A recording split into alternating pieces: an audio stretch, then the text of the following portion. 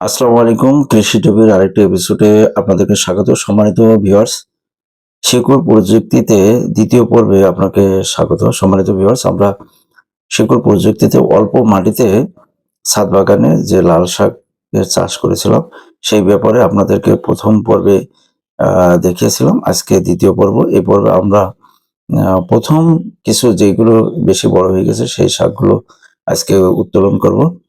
সম্মানিত ভিউয়ার্স, দেখেন অনেক সুন্দর কিন্তু হয়েছে এবং এগুলো কিন্তু খাওয়ার উপযোগী হয়ে গেছে। তো আজকে আমরা এগুলো থেকে তুলে নিব যেগুলো বড় হয়েছে সেগুলো, এবং যেগুলো ছোট রয়েছে সেগুলো কিন্তু আমরা রেখে দেব পরবর্তীতে উত্তোলনের জন্য।